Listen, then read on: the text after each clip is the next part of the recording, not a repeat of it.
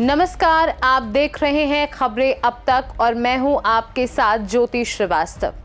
आज की खबरें साधारण नहीं हैं, बल्कि देश और दुनिया में ऐसे बदलाव हो रहे हैं जो सीधे आपके जीवन और भविष्य को प्रभावित कर सकते हैं। राजनीति, कानून, समाज और हमारी रहने की आदतें सब बदल रही हैं। आज के इस खास एपिसोड में हम बात करेंगे धर्म और राजनीति का खेल, बाबा बागेश्वर का मॉडल, कर्नाटक कांग्रेस के भीतर की लड़ाई, बिहार में अपराधियों और माफिया के खिलाफ बड़ा एक्शन। इन सभी खबरों पर विस्तार से चर्चा करेंगे, लेकिन उससे पहले एक नजर इस वक्त की टॉप हेडलाइंस पर। कर्नाटक के उडुपी पहुंचे पीएम मोदी, कृष्ण मठ के भक्ति कार्यक्रम में हुए शामिल। हांगकांग में रिहायशी इमारतों के भीषण अग्निकांड में मरने वालों की संख्या बढ़कर 145 हुई। श्रीलंका में बाढ़ लैंडस्लाइड में मरने वालों की संख्या बढ़कर 56 हुई, 21 लोग लापता। कनाडा में कपिल शर्मा के कैफे पर गोली चलाने वाला दिल्ली में गिरफ्तार, फायरिंग के बाद आया था इंडिया। मणिपुर में भर्ती रैकेट पर बड़ी कार्यवाही, प्रतिबंधित संगठनों के 4 उग्रवादी समेत 5 गिरफ्तार। दिल्ली धमाके से जुड़े आतंकी नेटवर्क पर एनआईए की जांच तेज, 5 शहर बने कोर जोन। सहारनपुर के बजरी से भरा डंपर कार पर पलटा, एक ही परिवार के 7 लोगों की मौत। राष्ट्रपति द्रौपदी मुर्मू पहुंची लखनऊ, ब्रह्म कुमारीज के ध्यान शिविर का किया उद्घाटन। सोने की कीमत 1,26,000 के पार, चांदी के भाव में भी उछाल। मामूली गिरावट के साथ बंद हुआ भारतीय बाजार, सेंसेक्स 13 अंक टूटा, निफ्टी 26,300 के नीचे। तो चलिए खबरों का सिलसिला शुरू करते हैं और बात करते हैं अपने पहले मुद्दे के बारे में। भारतीय राजनीति में धार्मिक नेताओं का रोल हमेशा चर्चा में रहता है। कभी ये नेताओं को भक्तों तक जोड़ते हैं, तो कभी राजनीतिक दलों के लिए वोट बैंक का हथियार बन जाते हैं। लेकिन सवाल ये है कि क्या धर्म और राजनीति का ये मेल हमेशा देश के लिए सही दिशा में काम करता है? खासकर अब जब बागेश्वर धाम के पीठाधीश्वर पंडित धीरेन्द्र कृष्ण शास्त्री यानी बाबा बागेश्वर फिर से सुर्खियों में हैं। क्या उनका हिंदू एकता का अभियान बंगाल में बीजेपी की नई रणनीति की शुरुआत है? और क्या ममता सरकार उन्हें बंगाल में आसानी से एंट्री देगी या रोक लगाएगी? चलिए इस मामले की पूरी कहानी आपको विस्तार से बताते हैं। पंडित धीरेन्द्र कृष्ण शास्त्री, जिन्हें आम लोग बाबा बागेश्वर कहते हैं, मध्य प्रदेश के छतरपुर जिले के बागेश्वर धाम से आते हैं।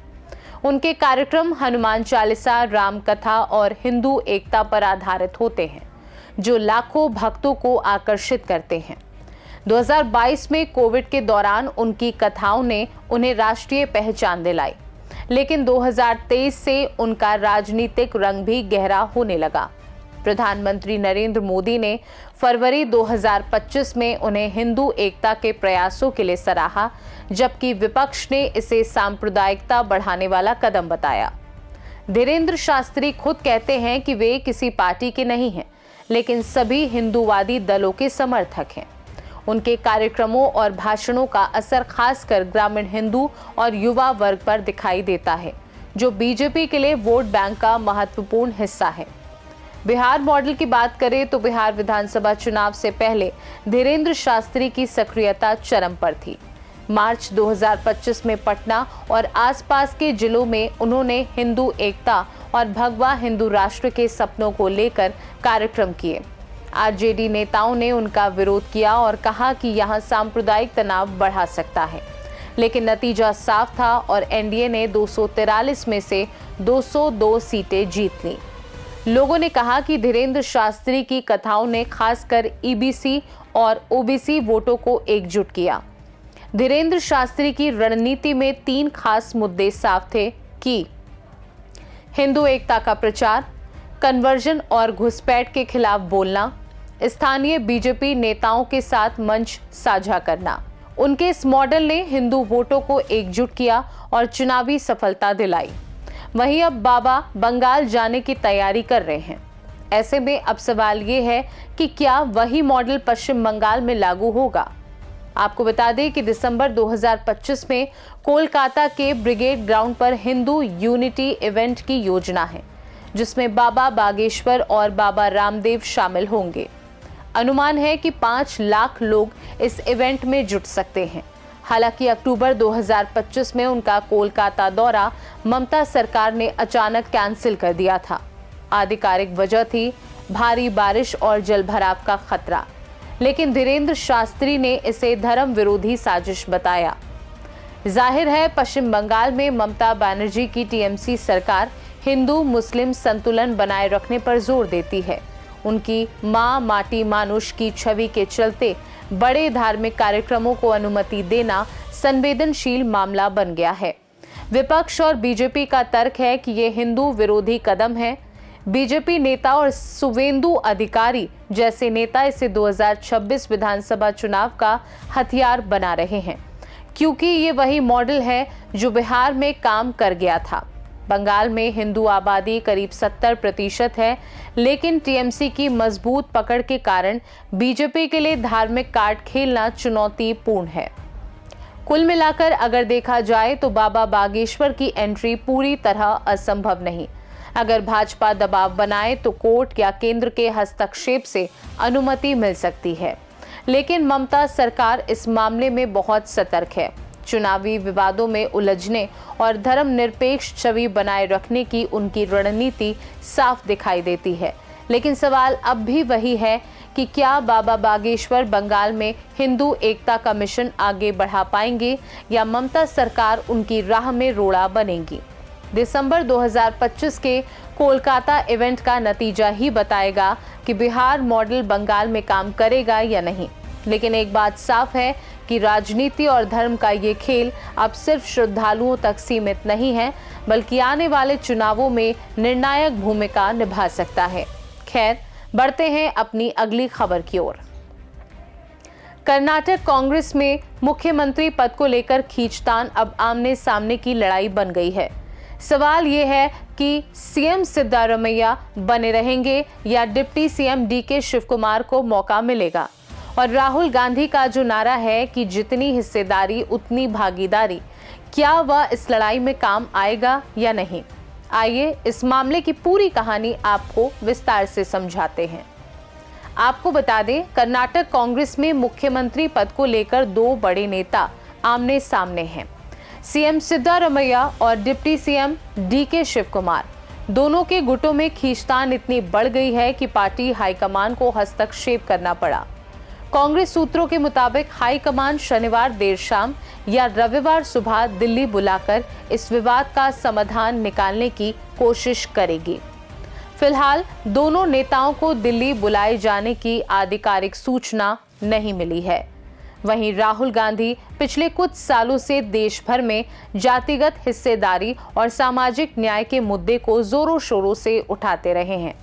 उनका नारा है कि जितनी हिस्सेदारी उतनी भागीदारी। इसका मतलब साफ है कि आबादी के अनुपात में सत्ता और पदों का वितरण होना चाहिए। लेकिन कर्नाटक में सीएम पद को लेकर चल रही खींचतान में ये नारा जटिल मोड़ पर आ गया है। ये केवल 2 नेताओं की महत्वाकांक्षा का मामला नहीं है, बल्कि बड़ा सवाल ये है कि कांग्रेस कर्नाटक के दबंग समुदायों, वो कालिगा और लिंगायत को नाराज किए बिना सत्ता में संतुलन बनाए रख पाएंगी या नहीं। जातिगत और राजनीतिक समीकरण की बात करें तो आंकड़ों के मुताबिक कर्नाटक में पिछड़ी जातियों की आबादी लगभग 44% है, लेकिन मुख्यमंत्री पद पर उनकी हिस्सेदारी सिर्फ 15% रही। वो कालिगा 11% आबादी, लेकिन सीएम 33% बार बने। लिंगायत 14% आबादी, सीएम 45% बार बने। दलित 17% आबादी, सीएम कभी नहीं बने। मुस्लिम 13% आबादी, सीएम कभी नहीं बने। यानी कुल मिलाकर लगभग 30% आबादी को मुख्यमंत्री पद पर अब तक कोई प्रतिनिधित्व नहीं मिला। यही वजह है कि राहुल गांधी पर दबाव है कि उनके नारे का पालन कैसे किया जाए। आपको बता दें, सिद्धारमैया ओबीसी समुदाय से आते हैं। यही वह वर्ग है जिसे इतिहास में कम प्रतिनिधित्व मिला। उनका कहना है कि अगर कांग्रेस सच में सामाजिक न्याय पर खड़ी है तो मुख्यमंत्री पद सबसे बड़े समुदाय को मिलना चाहिए। वहीं डीके शिव कुमार की बात करें तो वो कालिगा समुदाय के बड़े नेता हैं। उनके पास कांग्रेस संगठन में बड़ा असर है। वो पुराने मैसूर इलाके और पार्टी के फंडिंग नेटवर्क को नियंत्रित करते हैं। चुनावी बूथ और विधान परिषद तक का मजबूत संगठन संभालते हैं। उनका दावेदार होना सिर्फ जाति तक सीमित नहीं है, बल्कि राजनीतिक व्यावहारिकता पर भी आधारित है। यानी अगर सिद्धारमैया सीएम बने रहे तो आदर्श और नारे के मुताबिक न्याय होगा, लेकिन डीके शिव कुमार को किनारे करना संगठन और चुनावी संतुलन को प्रभावित कर सकता है। ऐसे में राहुल गांधी का नारा जितनी हिस्सेदारी उतनी भागीदारी कर्नाटक में अपनी सबसे बड़ी परीक्षा पर खड़ा है। कांग्रेस को ये तय करना है कि सामाजिक न्याय के आदर्श को प्राथमिकता दें या सत्ता की व्यावहारिक जरूरतों को। कुल मिलाकर कर्नाटक कांग्रेस की ये लड़ाई अब सिर्फ मुख्यमंत्री पद तक सीमित नहीं रही, बल्कि ये पार्टी की वैचारिक विश्वसनीयता की भी परीक्षा बन गई है। अब सबकी निगाहें दिल्ली पर टिकी हैं। कर्नाटक कांग्रेस के इस फैसले से न सिर्फ सीएम पद का मालिक तय होगा, बल्कि पार्टी की सामाजिक न्याय और राजनीतिक व्यावहारिकता की असली परीक्षा भी सामने आएगी। देखना होगा कि क्या राहुल गांधी अपने नारे के मुताबिक न्याय कर पाएंगे या फिर सत्ता की राजनीति उन्हें पीछे खींच लेगी। खैर, बढ़ते हैं अपनी अगली खबर की ओर। उत्तर प्रदेश में लागू योगी मॉडल पूरे देश में विख्यात है और अब इसी राह पर बिहार भी चल पड़ा है। जी हाँ, बिहार में अब संगठित अपराध और माफिया के खिलाफ बड़ी कार्यवाही शुरू हो गई है। लेकिन सवाल ये है कि क्या अब अपराधी सुरक्षित रह पाएंगे? क्या महिलाओं और युवाओं की सुरक्षा सुनिश्चित हो पाएगी? और क्या ये कार्यवाही यूपी में योगी आदित्यनाथ के बुलडोजर मॉडल जैसी होगी? चलिए विस्तार से समझते हैं। बिहार में नई सरकार बनने के बाद राज्य में अपराधियों और माफिया नेटवर्क के खिलाफ सबसे बड़ा अभियान शुरू किया गया है। इस अभियान की अगुवाई कर रहे हैं डिप्टी सीएम सम्राट चौधरी। उनका मकसद साफ है कि अपराध और अवैध कारोबार को जड़ से खत्म करना। आपको बता दें, पहले चरण में सरकार ने 400 कुख्यात अपराधियों की संपत्ति जब्त कर ली थी। अब दूसरे चरण में 1200 से 1300 अपराधियों की सूची तैयार की गई है। इसमें रेत माफिया, जमीन माफिया, अवैध शराब ठेकेदार, कॉन्ट्रैक्ट किलर और अन्य संगठित अपराधियों के नाम शामिल हैं। गृह मंत्री और पुलिस अधिकारियों की बैठक में फैसला लिया गया कि किसी भी बड़े अपराधी की अवैध संपत्ति को बर्दाश्त नहीं किया जाएगा। इसके लिए पुलिस और आर्थिक अपराध इकाई को संयुक्त रूप से कार्यवाही का आदेश दिया गया है। राज्य की राजधानी पटना समेत कई जिलों में अवैध अतिक्रमण के खिलाफ बुलडोजर एक्शन भी चलाया जा रहा है। नालंदा, सीतामढ़ी, पटना, आरा, खगड़िया सहित कई जिलों में सरकारी जमीन पर अवैध कब्जा हटाने के लिए बुलडोजर कार्यवाही जारी है। वहीं बिहार सरकार महिलाओं की सुरक्षा को सबसे पहले प्राथमिकता दे रही है। इसके तहत एंटी रोमियो स्क्वाड को नए सिरे से सक्रिय किया जाएगा। स्कूल और कॉलेजों के बाहर महिला पुलिसकर्मी गश्त करेंगे। इसके लिए सरकार 2000 नई स्कूटियां खरीद रही है, जो महिला पुलिसकर्मियों को उपलब्ध कराई जाएंगी। महिला पुलिस टीमें स्कूल की छुट्टी के समय और भीड़भाड़ वाले इलाकों में लगातार गश्त करेंगी। छात्राओं के साथ छेड़खानी, पीछा करने या किसी भी तरह की बदसलूकी पर तुरंत कानूनी कार्यवाही होगी। यानी कि राज्य में किसी भी संगठित अपराध या महिलाओं के खिलाफ अपराध बर्दाश्त नहीं किया जाएगा। हालांकि बुलडोजर कार्यवाही में ज्यादातर गरीब और दलित परिवार प्रभावित हुए हैं। इससे जनशक्ति जनता दल के नेता तेज प्रताप यादव नाराज दिखे। उन्होंने सोशल मीडिया पर लिखा कि आज बिहार में हजारों गरीब, दलित और वंचित परिवार अपने घर टूटने से बुरी तरह से टूट चुके हैं। उनकी आंखों से आंसू निकल रहे हैं, लेकिन कोई उनको देखने वाला तक नहीं है। जाहिर है, उत्तर प्रदेश, उत्तराखंड, असम और दिल्ली में नई सरकारों ने सत्ता में आते ही तेज और सख्त कार्यवाही शुरू कर दी थी। यूपी में योगी आदित्यनाथ ने बुलडोजर मॉडल अपनाकर अवैध अतिक्रमण और माफिया के खिलाफ कार्यवाही की थी। अब बिहार में भी सम्राट चौधरी और अमित शाह की मुलाकात संकेत देती है कि बिहार में भी बड़े एक्शन का दौर शुरू होने वाला है। आने वाले दिनों में ये देखा जाएगा कि शुरुआत ताबड़तोड़ एनकाउंटर से होगी या सीमांचल में बसे घुसपैठियों पर कार्यवाही की जाएगी।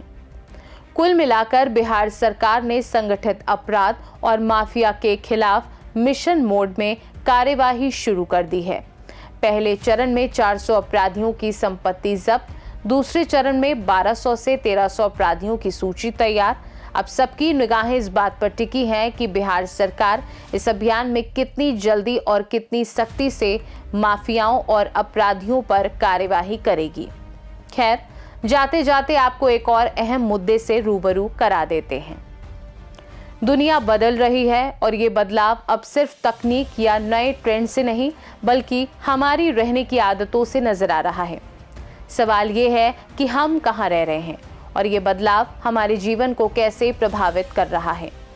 दरअसल संयुक्त राष्ट्र की नई रिपोर्ट और अमेरिका की विश्व शहरीकरण संभावनाएं 2025 रिपोर्ट के अनुसार अब दुनिया की लगभग 80% से ज्यादा आबादी शहरों और कस्बों में रह रही है।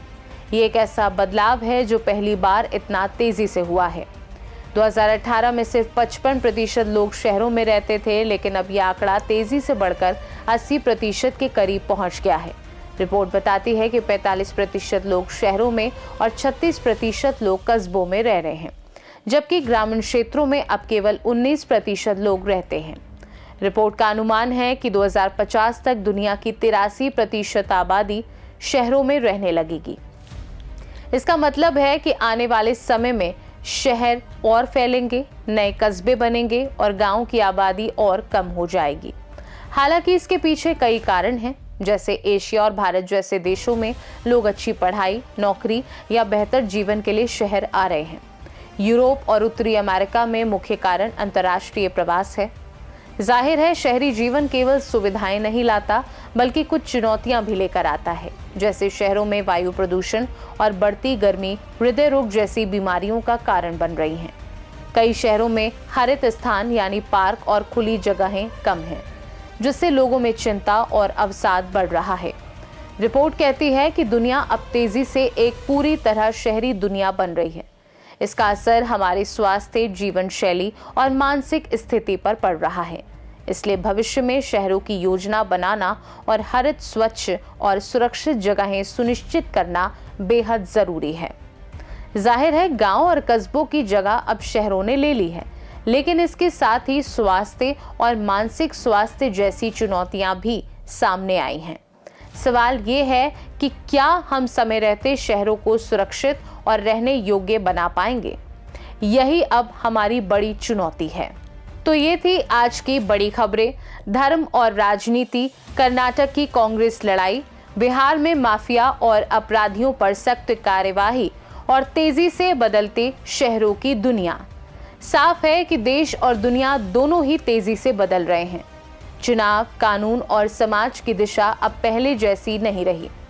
सवाल यही है कि क्या हम बदलाव का सही तरीके से सामना कर पाएंगे? फिलहाल आज के लिए बस इतना ही। खबरें अब तक से जुड़े रहिए, हम लाते रहेंगे आपके लिए हर अपडेट, हर विश्लेषण और हर सच्चाई। बने रहिए सी न्यूज़ भारत के साथ। नमस्कार।